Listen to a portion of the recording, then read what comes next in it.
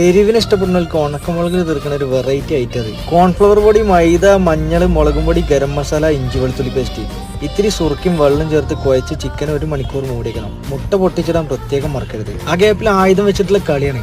വാർപ്പിന്ന് concentration പോകാതെ പ്രത്യേകം നോക്കണം. പച്ചക്കറികൾ കൊത്തി നോക്കി കഴിഞ്ഞാൽ വെളിച്ചെണ്ണയിൽ ചിക്കനെ പൊരിച്ചെടുക്കാം. ചിക്കൻ, ബീഫ്, മട്ടൺ, മീൻ, എന്തിന് നമ്മളെ വെജിറ്റേറിയൻകാരെ കോളിഫ്ലവറിൽ വരെ ഈ പരീക്ഷിക്കാൻ ഒരു കിടിലായിട്ട് അത്. ഉണക്കമുളകിൽ തീർക്കുന്ന മസാലയ്ക്ക് വെളിച്ചെണ്ണ ചൂടാക്കി ഉണക്കമുളക്, ഇഞ്ചി, വെളുത്തുള്ളി ഇട്ട് ഒന്ന് ഇളക്കി കുറച്ച് കരിവേപ്പില ഇട്ട് ഒന്നുകൂടി നിൽക്കണം. അതിന്റെ ബാക്കിൽ കൊത്തി നോക്കിയ വലിയുള്ളി ഉപ്പും കൂട്ടി ഒന്ന് വഴറ്റിയാലും മഞ്ഞപ്പൊടിയും കുറച്ച് വലിയ ജീരകവും പാകി തക്കാളി ഇട്ട് നന്നായിട്ട് ഉറക്കിയെടുക്കണം. ഉണക്കമുളക് മുന്നിട്ടിരിക്കുന്നതുകൊണ്ട് തന്നെ മുളകും പൊടി, ഗരം മസാല, കുരുമുളക് പൊടിന്റെ കാര്യത്തിൽ കുറച്ച് ഇടിവ് വരുത്തുന്നത് നന്നാവും. മസാലേന്റെ കുത്തൽ പോയാൽ അതിക്കൊരു കയ്യിൽ സോസ് ഇട്ട് പൊരിഞ്ഞിരിക്കുന്ന ചിക്കൻ ഇട്ട് കൊണ്ടാട്ട മസാലയായിട്ടുള്ള കെമിസ്ട്രി വർക്കൗട്ട് ആക്കണം. അതിന്റെ മുകളിൽ പിന്നെയും കുറച്ച് ഉണക്കമുളക് ചതച്ചതും പാകി കരിവേപ്പിലയും മല്ലിയിലിട്ട് ഇളക്കി മറിച്ച് 10 മിനിറ്റ് മൂടിച്ച് ചെറുതീയിൽ വെന്താലേ നമ്മളെ സ്പൈസി ചിക്കൻ കൊണ്ടാട്ടം